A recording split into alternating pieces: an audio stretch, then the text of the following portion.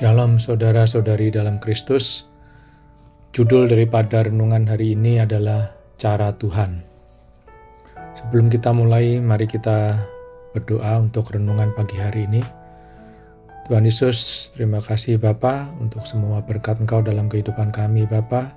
Dan kami mau berdoa Tuhan Yesus agar Kau dapat tumbuhkan iman daripada anak-anak Engkau ya Tuhan Yesus. Iman datang dari pendengaran, yaitu pendengaran daripada firman Tuhan. Terima kasih Bapa, di dalam nama Tuhan Yesus kami berdoa. Amin. Saudara-saudari sekalian, di sepanjang Alkitab kita melihat pola yang sama, di mana Tuhan bekerja melalui cara-cara yang tidak terpikirkan manusia. Dan seringkali melalui orang-orang atau benda-benda sederhana. Ia memakai yang kecil untuk mengerjakan hal-hal yang besar. Ia memakai yang biasa untuk melakukan hal-hal yang luar biasa. Dan ia memakai siapa saja, bahkan mereka yang tidak pernah kita duga untuk membuka jalan bagi rencananya dalam kehidupan kita. Kita lihat bagaimana Tuhan menyembuhkan Paulus dari kebutaannya. Ia tidak memakai para rasul besar yang saat itu berada di Yerusalem. Ia tidak memakai pemimpin rohani terkenal.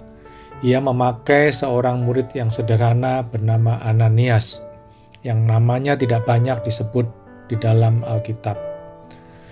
Mari kita baca di Kisah Para Rasul, pasal 9 ayat 17.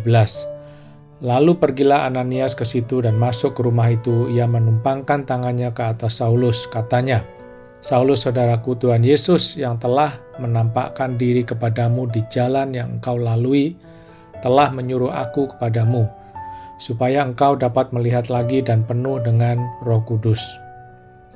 Demikian pula ketika Yesus dan Petrus suatu hari membutuhkan uang untuk membayar pajak. Tuhan tidak memakai cara manusia yang normal, tetapi Ia memakai seekor ikan. Mari kita baca di Matius 17 ayat 24. Ketika Yesus dan murid-muridnya tiba di Kapernaum, datanglah pemungut bea bait Allah kepada Petrus dan berkata, apakah gurumu tidak membayar bea 2 dirham itu? Saat itu Tuhan Yesus dan Petrus tidak memiliki uang untuk membayar pajak, dan Tuhan menyuruh Petrus untuk memancing ikan.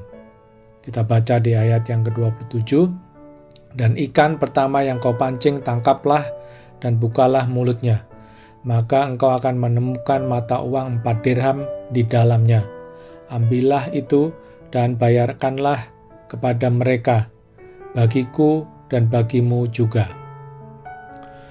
Jadi Tuhan memakai sesuatu yang sangat luar biasa ya, untuk melakukan mukjizatnya.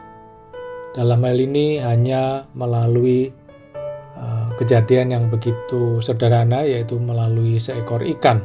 Mereka dapat membayar pajak yang harus mereka bayarkan kepada pemungut bea atau pemungut pajak. Saudara-saudari, kadang Tuhan menyelesaikan masalah kita bukan dengan mengubah keadaan, tetapi dengan mempertemukan kita kemungkinan dengan orang yang tepat. Kemungkinan itu adalah guru, teman, rekan kerja, bahkan orang yang tidak kita kenal sebelumnya. Tuhan memakai suatu situasi, mungkin hanya melalui suatu percakapan kecil. Tuhan memakai kesediaan seseorang untuk menolong kita.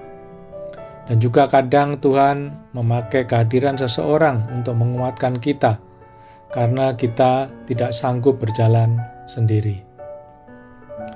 Kadang kita berpikir untuk mengalami pertolongan Tuhan kita membutuhkan hal yang besar. Kita menunggu mukjizat yang spektakuler. Kita menunggu jawaban yang dramatis. Tapi seringkali Tuhan memakai hal-hal yang kecil, yang sederhana, yang tidak kita perhitungkan. Kadang Tuhan menyelesaikan masalah kita bukan dengan mengubah keadaan, tetapi mempertemukan kita dengan orang-orang yang tepat. Kemungkinan Tuhan memakai percakapan kecil dengan seseorang yang belum pernah kita temui. Kadang Tuhan memakai kehadiran seseorang untuk menguatkan kita. Ada banyak Ananias dalam hidup kita, orang yang Tuhan kirim pada waktu yang tepat tanpa kita rencanakan. Ada banyak ikan dengan koin di mulutnya, jawaban yang muncul dari tempat-tempat yang tidak kita duga. Kita merasa lemah dan Tuhan mengirim seseorang untuk berkata, "Aku mendoakanmu." Kita hampir menyerah dan seseorang yang mungkin tidak terlalu dekat datang memberi dorongan kecil yang membawa kekuatan besar. Tuhan memakai pertemuan yang tidak disengaja untuk menyelesaikan masalah kita. Tuhan memakai kebaikan kecil seseorang yang mungkin mereka sendiri tidak sadari dampaknya untuk kehidupan kita. Saudara, jika hari ini kita sedang menunggu jawaban Tuhan, jangan mengharapkan jawaban dari cara-cara yang luar biasa, yang seolah-olah tidak akan datang. Jangan kita putus harapan sehingga kita membatasi cara Tuhan untuk menyelesaikan masalah kita.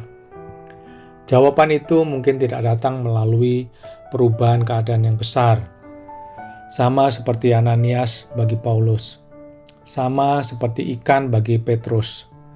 Tuhan selalu punya cara dan seringkali caranya datang melalui hidup orang-orang di sekitar kita. Mari kita taruhkan harapan kita pada hal-hal yang sederhana, yang sehari-hari yang dapat muncul kapan saja. Dan hal-hal sederhana tersebut adalah jawaban dari doa-doa kita. Demikian renungan pagi hari ini. Tuhan Yesus memberkati kita semua. Amin.